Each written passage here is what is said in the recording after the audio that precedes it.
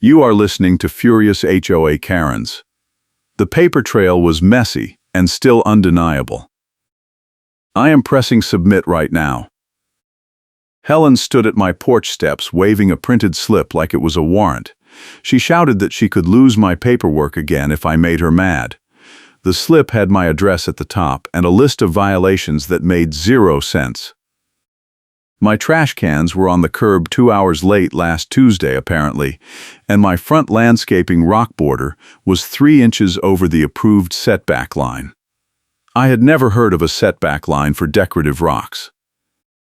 Helen leaned in close enough that I could see the little white spittle at the corner of her mouth and told me I had 48 hours to pay the fines or she would start the lien process. I did not argue. I took the slip and closed the door. My hands were shaking because I recognized the template. 3 years ago, my neighbor 2 doors down got destroyed by the exact same slip, the exact same format, the exact same threats. He lost his house. I work as a property appraiser in Boise, so I know what a lien does to value. I also know what fake paperwork looks like when someone is trying to bulldoze you into compliance.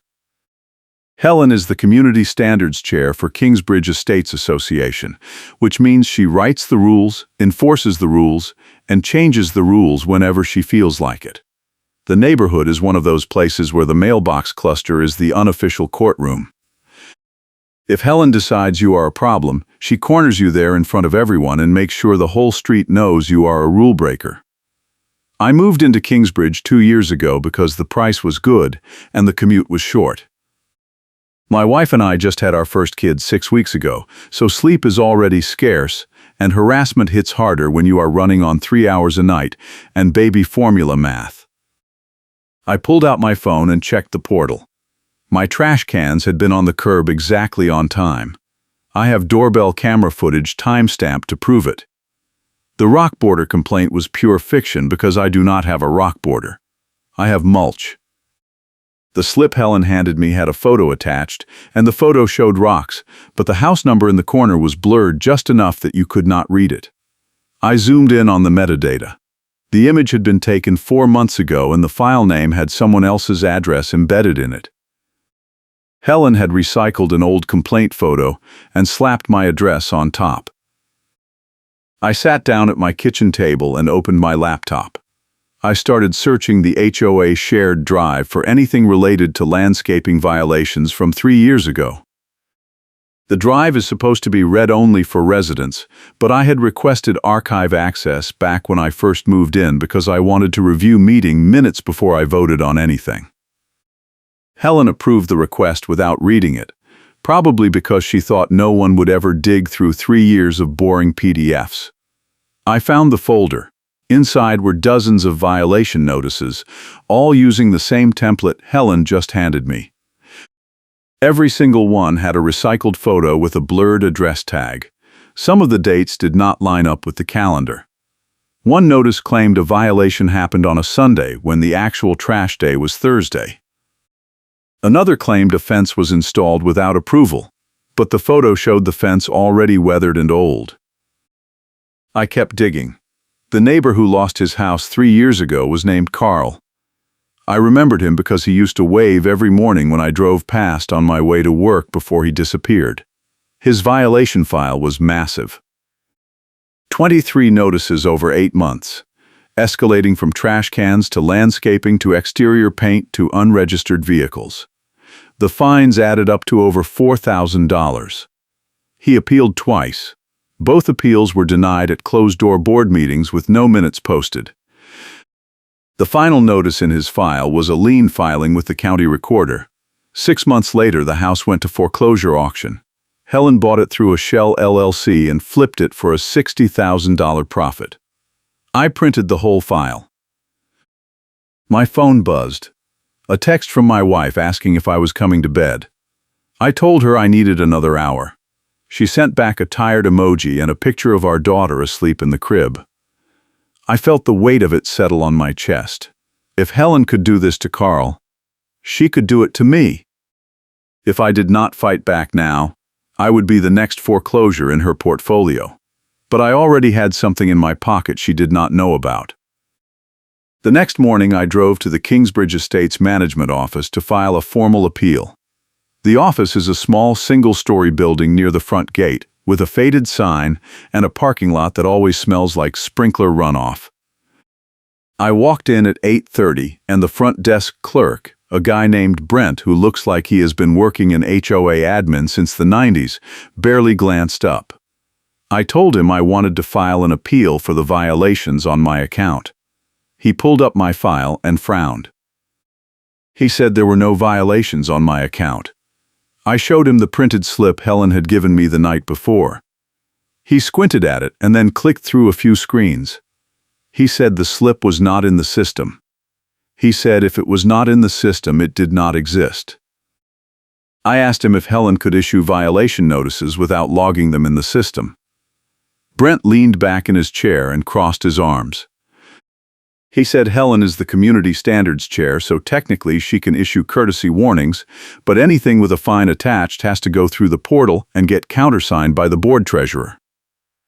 I asked him who the board treasurer was. He said it was Helen. I asked him how that was supposed to work if Helen was both the issuer and the countersigner. He shrugged and said that was above his pay grade. I left the office and sat in my car. The portal was down. I had checked it that morning and gotten an error message saying the system was undergoing maintenance. That meant I could not upload my appeal documents or my doorbell footage. I had to deliver paper proof in person, and I had to do it today because Helen's 48-hour deadline was ticking. I printed everything at a FedEx office on the way back. 3 copies of the violation slip, 3 copies of my doorbell timestamps, 3 copies of Carl's old file with the highlighted sections showing the template match and the recycled photos, and 3 copies of the county recorder lien document showing Helen's Shell LLC purchase. I put each set in a folder and labeled them, 1 for the management office, 1 for the board, and 1 for my records. When I got back to the neighborhood, it was almost noon. I parked near the mailbox cluster because I knew Helen would be there. She is always there around lunch, hovering near the boxes with her portable thermal printer in a little belt pouch, so she can print violation slips on the spot if she catches someone doing something she does not like. Today she was leaning against the brick pillar next to the mailboxes, wearing her black light jacket and her black baseball cap pulled low, her gray ponytail tight and her scarf flapping in the wind. She had a clipboard in one hand and her key ring jangling loudly in the other. When she saw me walking toward her with the folders in my hand, her whole posture shifted. She straightened up and put on her authority voice. Helen said I was not supposed to be bothering her during her volunteer hours. I told her I was not bothering her. I was delivering my appeal paperwork. She said I had to submit appeals through the portal. I held up my phone and showed her the maintenance error screen. I said the portal was down and her deadline did not pause just because the system was broken. She snatched the folder out of my hand and flipped it open. She barely glanced at the first page before she snapped it shut and shoved it back at me. She said the format was wrong. I asked her what the correct format was. She said she would email me the template. I asked her when. She said when she had time. I did not move. I told her I had 3 copies and I was leaving 1 with her, 1 with the management office, and 1 for my records. She said if I left it with her, she would lose it. I said that was fine, I had backups. She stepped closer and lowered her voice. She told me I do not need your explanation, I need your payment. She said if I kept wasting her time, she would add another violation for harassment of HOA personnel. I asked her if that was an official rule. She said it did not matter because the board would back her up. She said I can fine you daily until you give up and you cry. A car pulled into the parking area near the mailboxes. A guy got out, grabbed his mail, and walked past us without making eye contact. Helen watched him go and then turned back to me. She said this was my last chance to pay and move on. I told her I was not paying for violations that did not happen. She smiled, and it was not a friendly smile. She said that was my choice, but choices have consequences. She pulled out her portable thermal printer, tapped a few buttons, and printed a new slip right there in front of me. She handed it to me. It said I had failed to trim my front hedge within the required time frame, and I now owed an additional $50 fine on top of the original $200. My front hedge had been trimmed 2 weeks ago by a landscaping company I paid.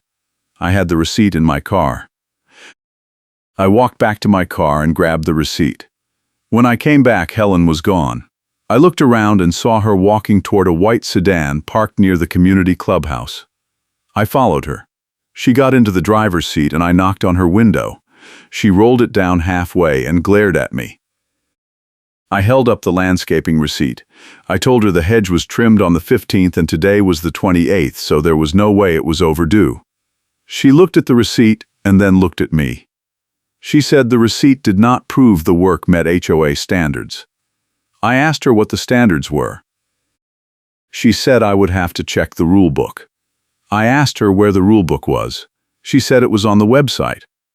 I pulled out my phone and opened the HOA website. There was no rule book. There was a member login page and a contact form. Helen said I was clearly not tech-savvy enough to navigate the site, and that was not her problem. She rolled up her window and drove off. I stood in the parking lot holding my phone and the receipt and the 2 new violation slips. My hands were shaking again, but this time it was not fear, it was anger. I needed help. I needed someone who knew how Helen operated and was willing to talk. I texted my neighbor across the street, a guy named Marcus who had lived in Kingsbridge for 6 years and always seemed plugged into the drama. I asked him if he had 10 minutes to talk about Helen and the HOA. He texted back immediately. He said, "Come over now." Marcus lived in a 2-story house with a neat lawn and a flagpole in the front yard. When I knocked, he opened the door before I could knock twice. He was holding a beer and he looked like he had been expecting me. He waved me inside and we sat in his living room. I showed him the violation slips and Carl's old file. He read through it and nodded slowly. He said Helen had been doing this for years. He said she targets people who are new, people who are struggling, or people who push back. He said the board knows, but they do not care because Helen keeps the neighborhood property values high by scaring people into perfect compliance. He said the real trick is that Helen controls the vendor contracts. If you hire someone to fix a violation and that vendor is not on Helen's approved list, she rejects the work and finds you again.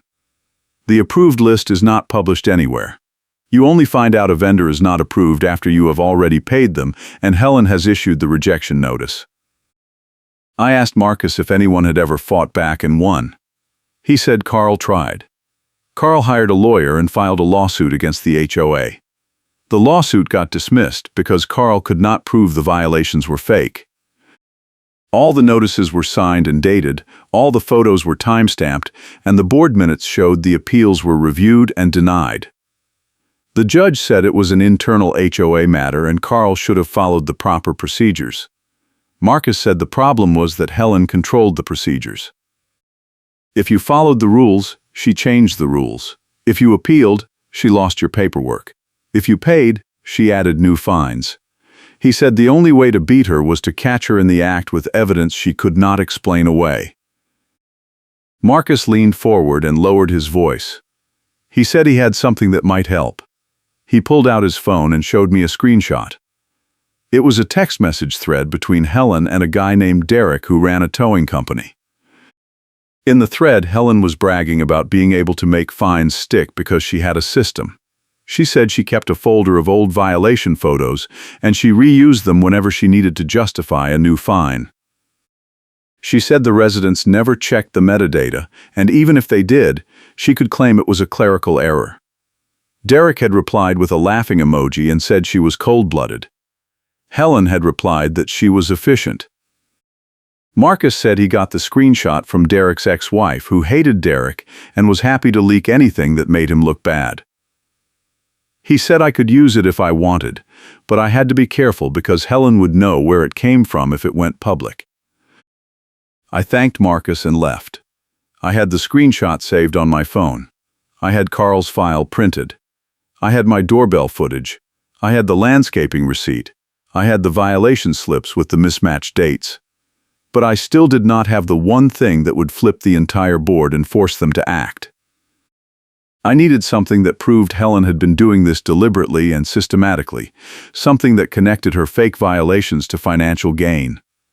I needed the smoking gun, and I was pretty sure I knew where to find it. That night I went back to the HOA shared drive. I searched for vendor contracts. There were 3 active contracts: landscaping, pest control, and towing. The towing contract was with Derek's company. The contract had been signed 3 years ago, right before Carl's violations started piling up. I downloaded the contract and read through it. The payment terms were weird.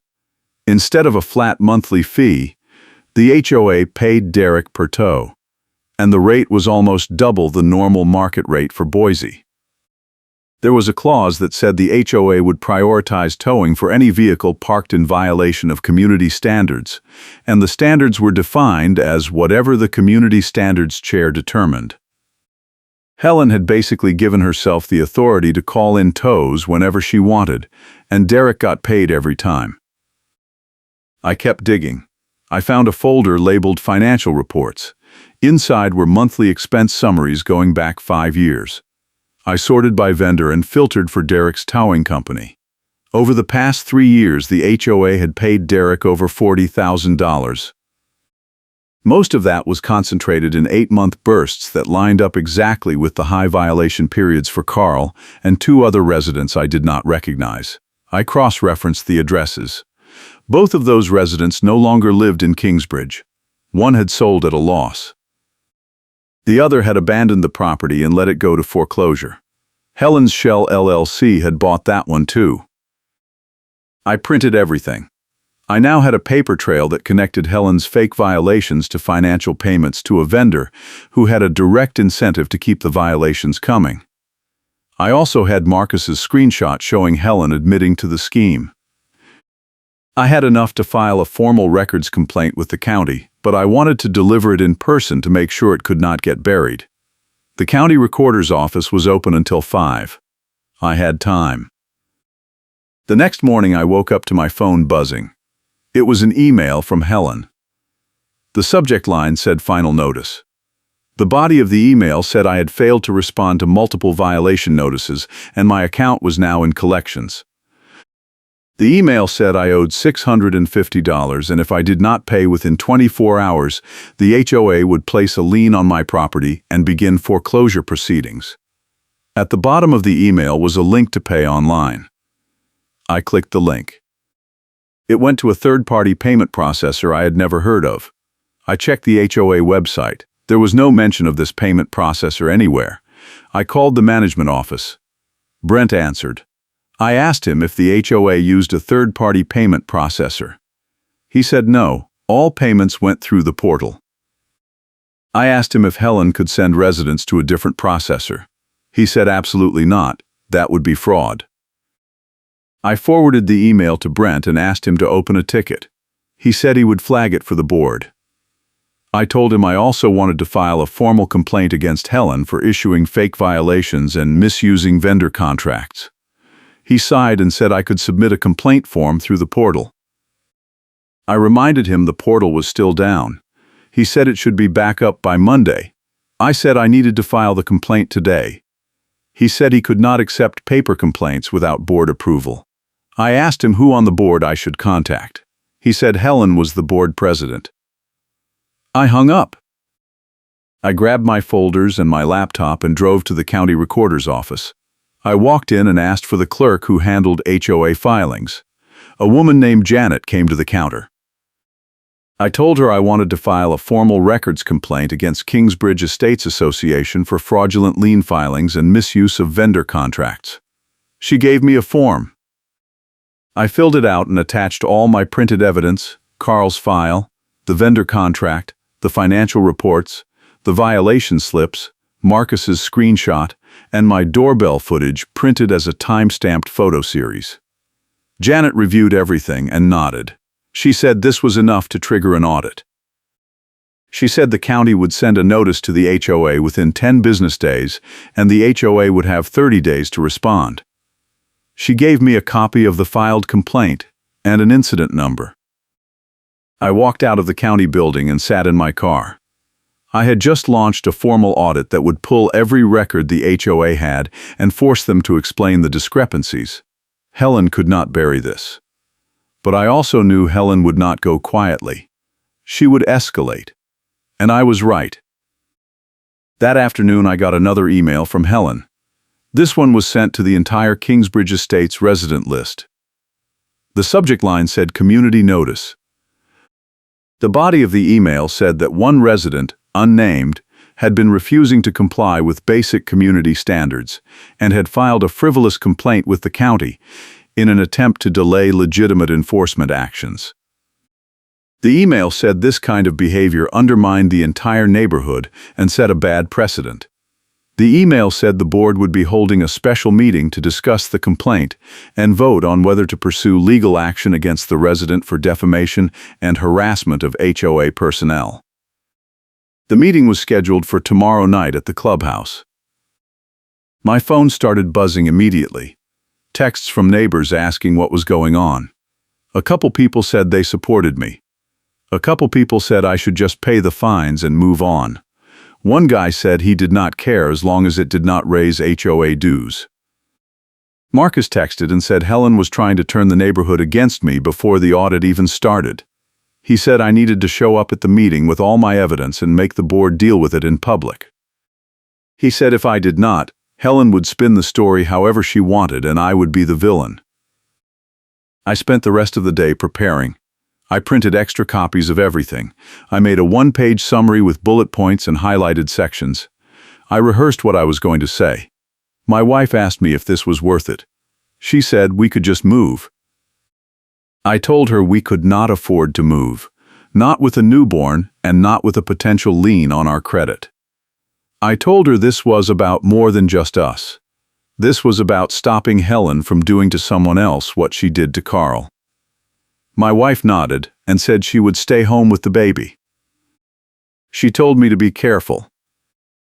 The next night I walked into the clubhouse at 6:45. The meeting was supposed to start at 7. The room was already half full. Rows of folding chairs faced a long table at the front where the board members sat. Helen was in the center seat, flanked by two other board members I recognized from the website, a man named Greg, who was the vice president, and a woman named Diane, who was the secretary. Helen was wearing her black jacket and her scarf. She had her portable thermal printer on the table in front of her, and a stack of papers in a binder. She looked calm and composed, like she had done this 100 times before. I sat in the third row and put my folder on my lap. Marcus walked in a minute later and sat next to me. He whispered that this was going to be ugly. I nodded. More people filtered in. By 7 the room was almost full. Helen stood up and called the meeting to order. She said the purpose of tonight's special meeting was to address a resident complaint that had been filed with the county and to determine the appropriate response. She said the complaint contained false and defamatory statements about HOA procedures and about her personally. She said the board took these allegations very seriously and wanted to give the resident a chance to explain himself before they voted on pursuing legal action. Helen looked directly at me and said my name. She said I had refused to pay legitimate fines and had instead filed a baseless complaint accusing her of fraud. She said the violations on my account were documented and verified. She said I had been given multiple opportunities to comply and had chosen to waste the board's time and the county's resources. She said the board had a duty to protect the community from residents who refused to follow the rules. She opened her binder and pulled out a printed copy of my county complaint. She read the first paragraph out loud, adding little editorial comments after each sentence. When she got to the part about the recycled photos, she stopped and looked at the audience. She said the photos in question were taken by HOA personnel during routine inspections and were properly documented. She said if I had a problem with the documentation, I should have raised it during the appeal process, not by filing a frivolous complaint with the county. I raised my hand. Helen ignored me. She kept reading. When she got to the part about the vendor contracts, she laughed. She said the vendor contracts were approved by the board and were standard practice for HOA management. She said if I did not like the vendors the HOA used, I was free to hire my own contractors, but I would still have to pay the HOA fines if the work did not meet community standards. She closed the binder and sat down. She said the floor was now open for public comment. I stood up. Helen stared at me. I walked to the front of the room and turned to face the audience. I said I appreciated the opportunity to respond. I said I wanted to address a few things Helen had just said. I opened my folder and pulled out the first sheet. I said the violations on my account were not documented. I said the portal showed 0 violations. I said Brent at the management office confirmed there were no violations in the system. I said the only violations that existed were the ones Helen had printed on her portable thermal printer, and those slips were not logged anywhere. I held up one of the slips. I said this slip has a photo of a house with rocks, but my house does not have rocks. I said the photo was taken 4 months ago at a different address. I pulled out a printed screenshot of the image metadata showing the original file name and address. I passed copies to the board and to the front row of neighbors. Helen stood up. She said the metadata was irrelevant because the photo was representative of the type of violation I had committed. I asked her what violation that was. She said improper landscaping borders. I said I do not have landscaping borders. I said I have mulch. I pulled out a printed photo from my doorbell camera showing my front yard with mulch and no rocks. I passed that out too. Helen said the camera angle could be deceptive. I said the camera was time-stamped and geotagged. I said if she wanted to inspect my property in person, I would be happy to schedule a time, but she would need to bring a witness because I was not going to let her fabricate another violation after the fact. The room got quiet. Helen's face turned red. She said I was being disrespectful and she did not have to tolerate personal attacks. I said I was not attacking her, I was presenting evidence. I pulled out the next sheet. I said the vendor contracts Helen mentioned were not standard practice. I said the towing contract with Derek's company paid double the market rate and included a clause that gave Helen unlimited authority to call in tows. I said over the past 3 years the HOA had paid Derek's company over $40,000, and most of that was concentrated in periods where specific residents were being hit with high violation counts. I passed out copies of the financial reports with the highlighted sections. Greg, the vice president, picked up one of the sheets and frowned. He looked at Helen. He asked her if she had approved all these towing charges. Helen said yes, because the vehicles were parked in violation of community standards. Greg asked her how many of those vehicles were actually towed. Helen paused. She said she would have to check the records. I said I already checked the records. I said out of 63 towing charges over 3 years, only 18 vehicles were actually towed. The rest were listed as attempted tows or inspection fees. I said that meant the HOA was paying Derek for work he did not do. Diane, the secretary, leaned forward. She asked me where I got this information.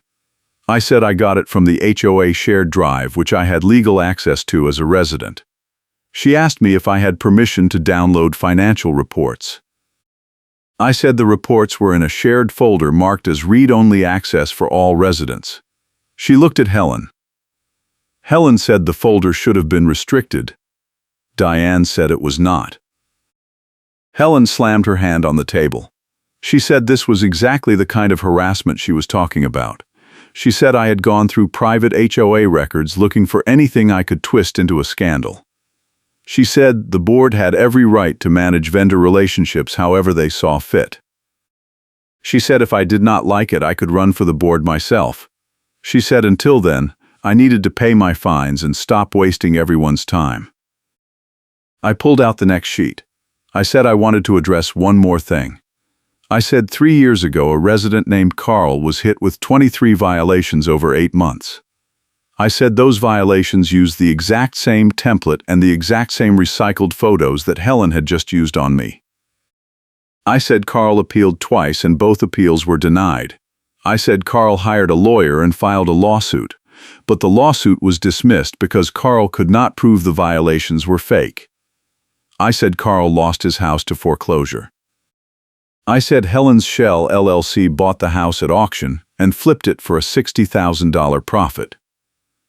I passed out copies of the county recorder documents showing the LLC purchase and the resale.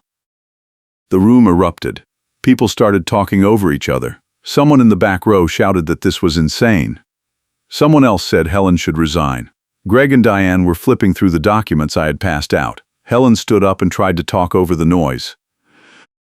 She said the LLC purchase was a separate personal investment and had nothing to do with her role on the board. She said she had disclosed the purchase to the board at the time.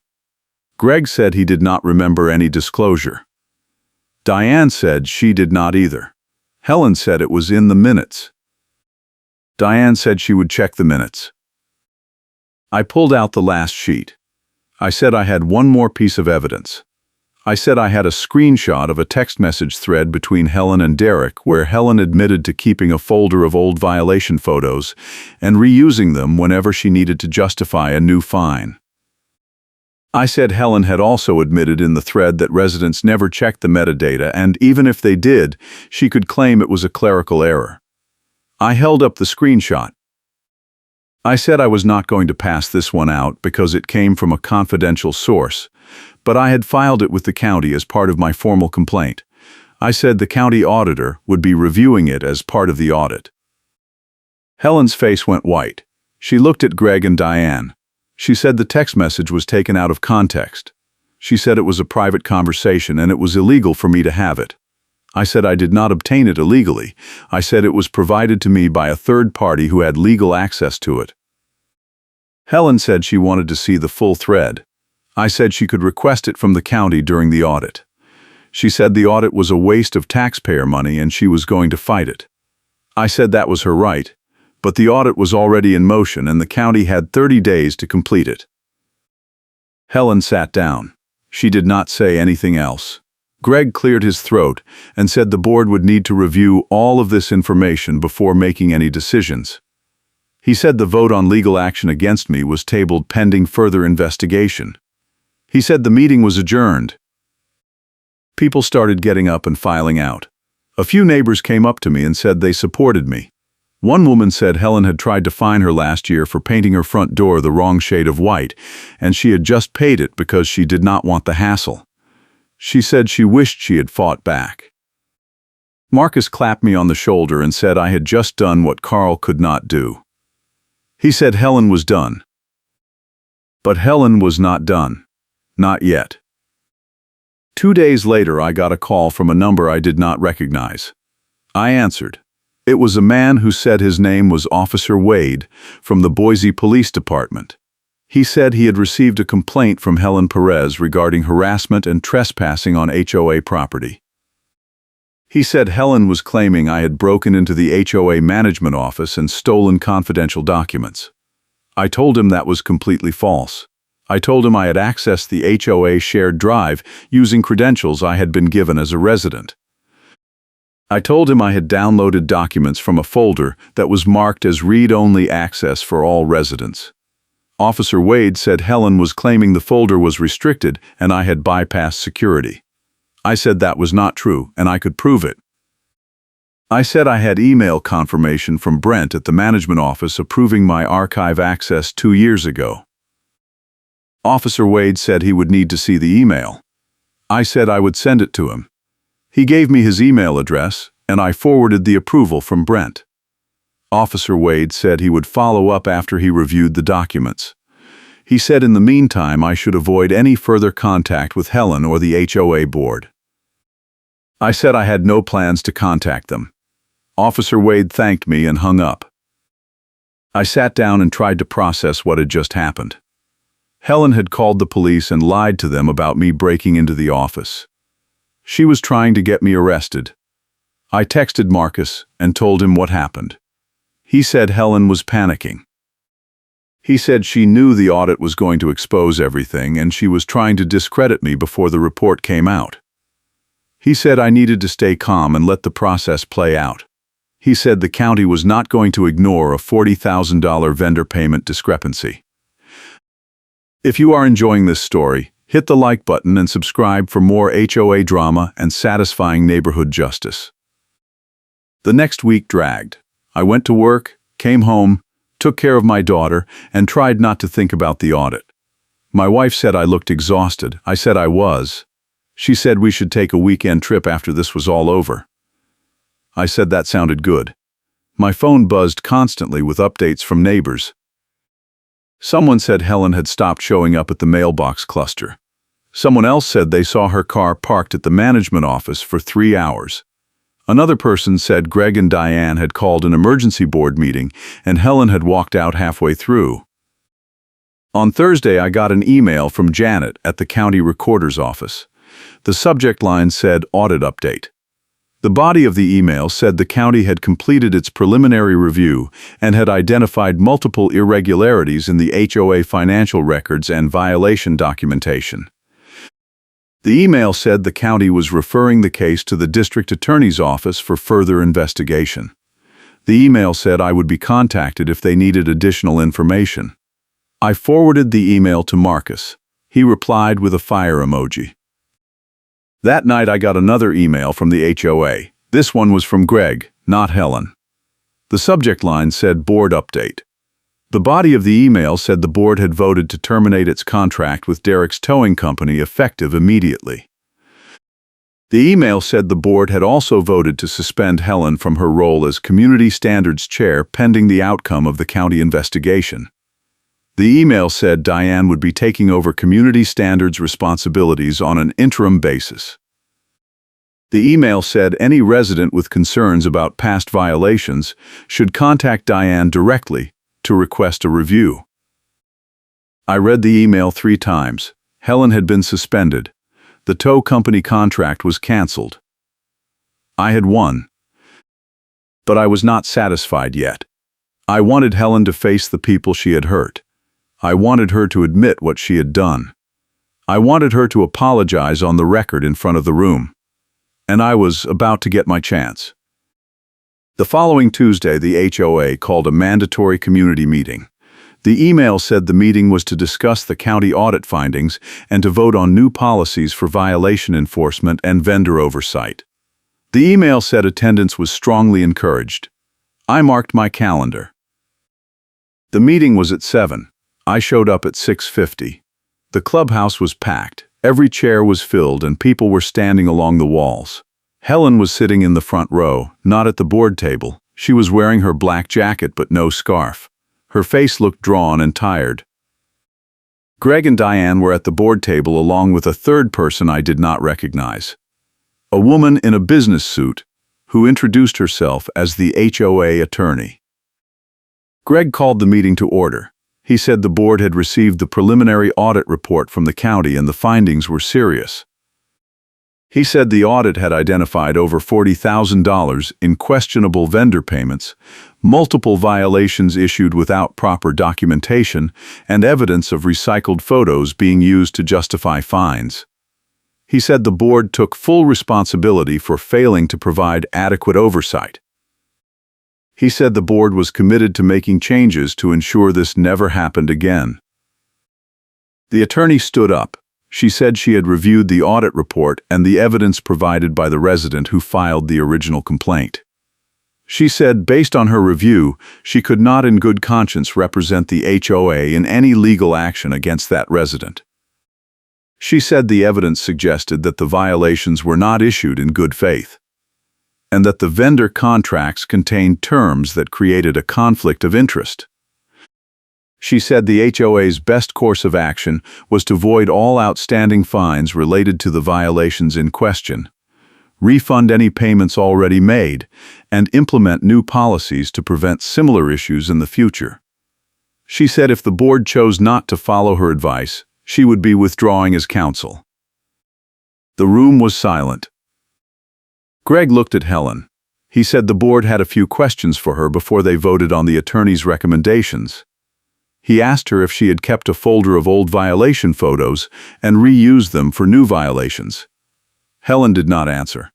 Greg asked her again. Helen said she did not have to answer questions without her own attorney present.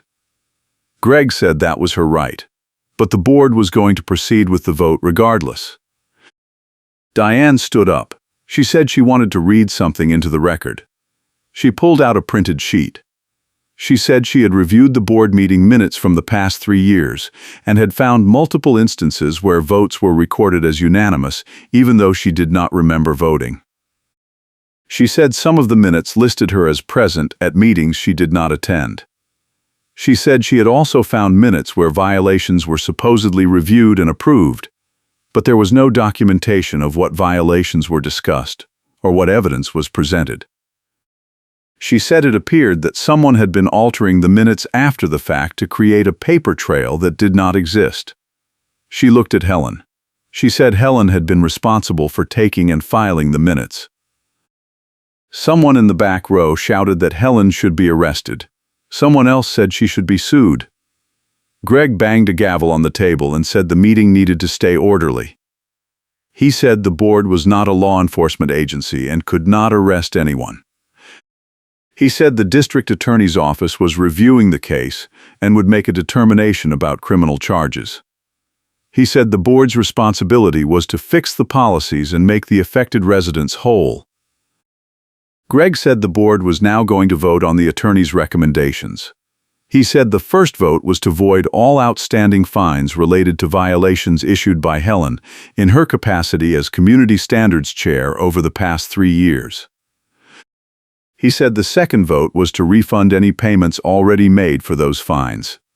He said the third vote was to terminate the vendor contract with Derek's Towing Company and to refund any towing charges paid by residents for tows that were not completed.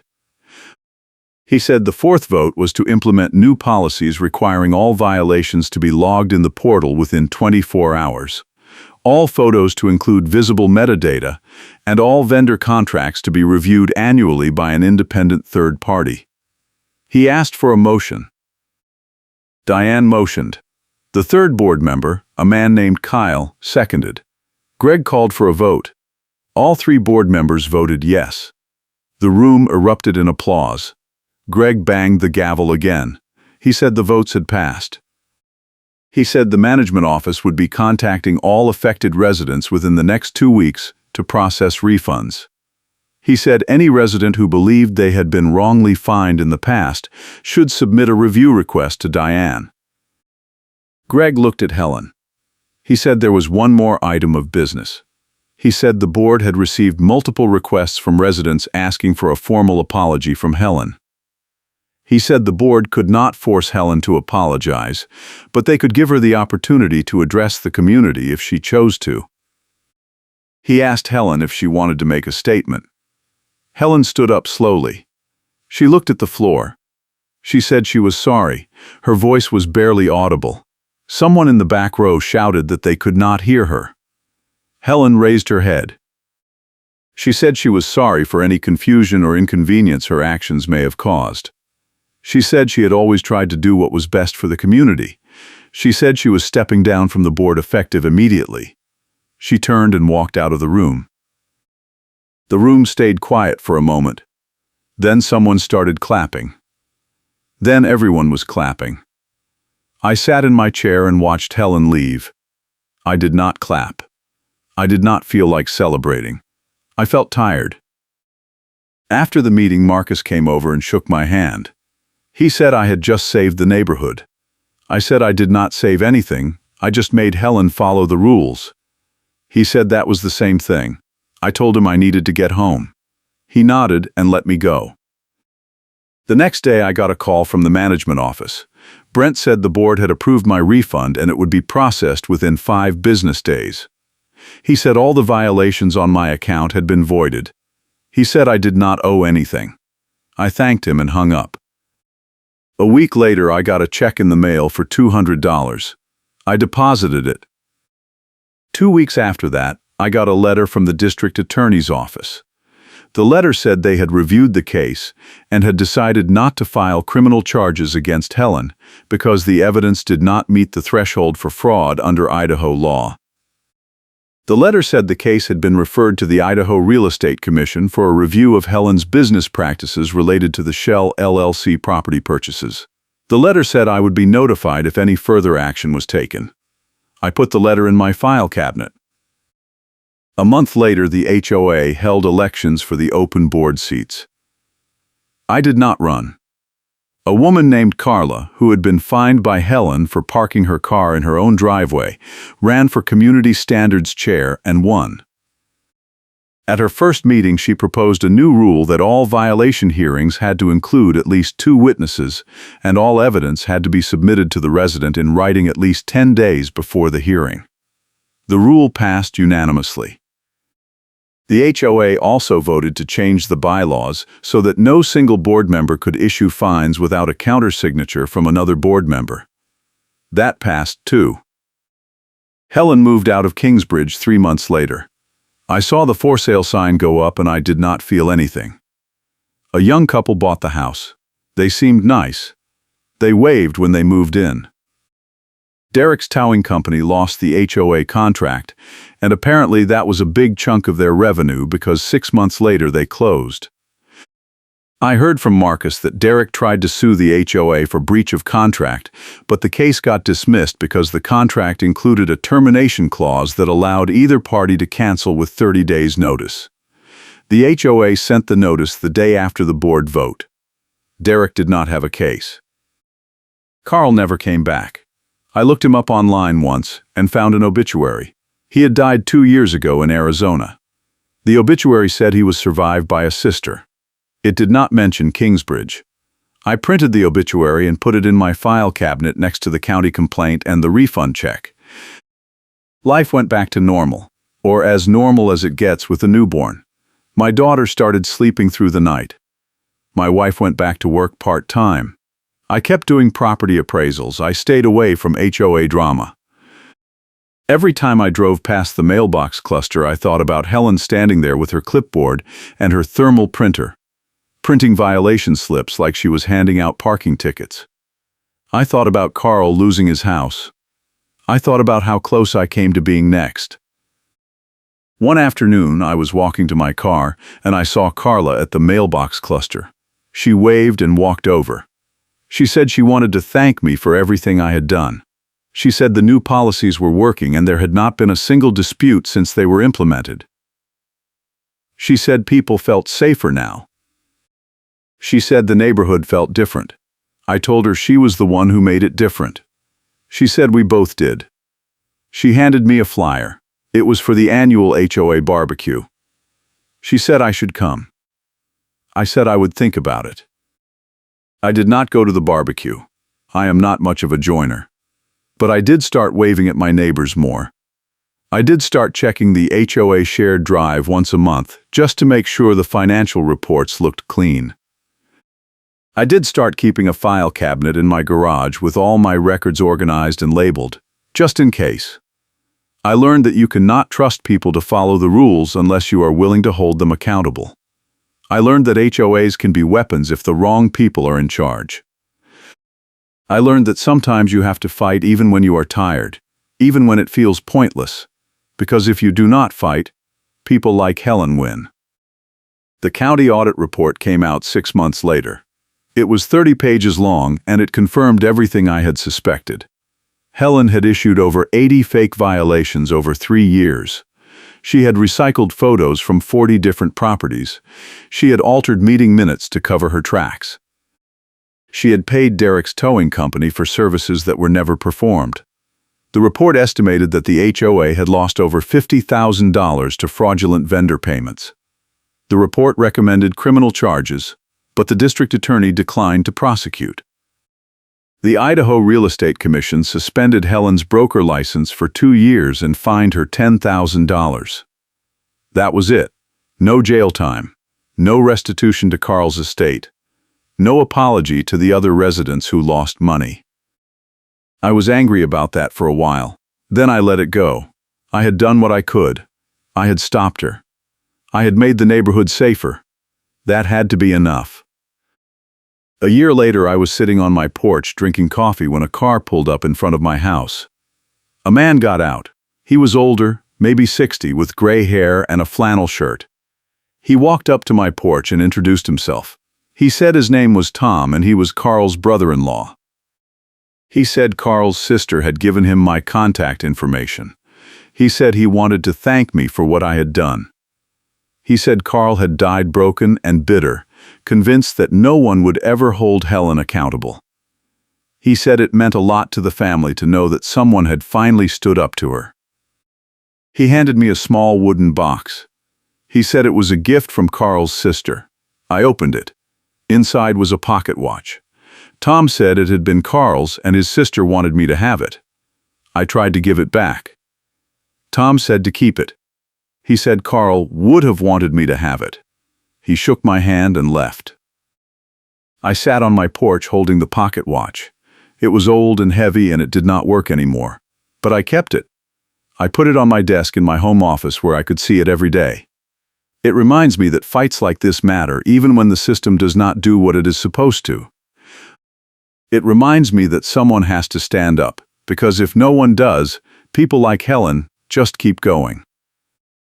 The HOA is running smoothly now. Carla is still the community standards chair. The new policies are holding.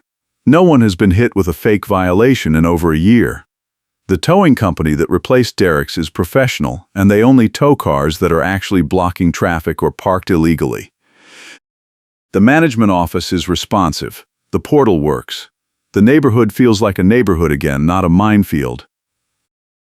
I still check the shared drive once a month. I still keep my records organized.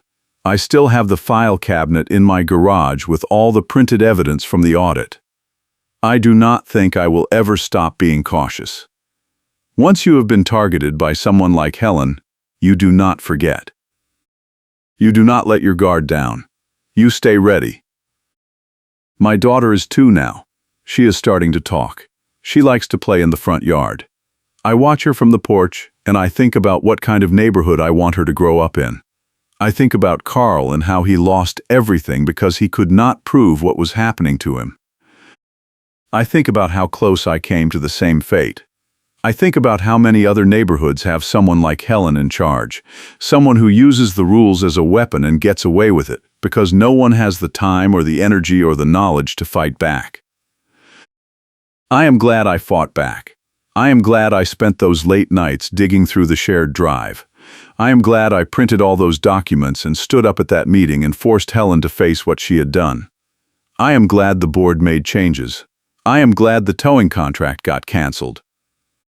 I am glad Helen had to apologize on the record in front of the room, even if her apology was hollow. I am glad the neighborhood is safer now. But I am also tired. Fighting should not be this hard. Holding people accountable should not require a month of detective work and a county audit and a public confrontation. The system should work better. HOAs should be about maintaining property values and keeping the neighborhood nice, not about giving petty tyrants a platform to terrorize their neighbors. But until the system changes, people like me have to be willing to fight. We have to be willing to dig through the records and gather the evidence and stand up at the meetings and say no. This is not okay. You do not get to do this. I do not regret it. I would do it again. But I hope I never have to. Marcus still lives across the street. We talk sometimes. He says the neighborhood has never been better. He says people actually like living here now. He says the new board is transparent and fair. He says Carla is doing a great job. I agree. But I also know that vigilance is the price of safety. The moment people stop paying attention, someone like Helen can slip back in. It happens all the time. That is how HOAs become corrupt. That is how neighborhoods become war zones. People get tired. People get busy. People assume someone else is watching. And then one day you get a violation slip on your door and you realize no one was watching at all. I am watching now. I will keep watching. And if Helen or someone like her ever tries to come back, I will be ready. The story does not end with a dramatic showdown or a triumphant victory speech. It ends with a quiet afternoon on my porch, my daughter playing in the yard, the neighborhood peaceful and still. It ends with a pocket watch on my desk and a file cabinet in my garage. It ends with the knowledge that I did what Carl could not do. I stopped Helen. I protected my family. I made the neighborhood safer. And that is enough. Until the next story, take care and I will see you next time.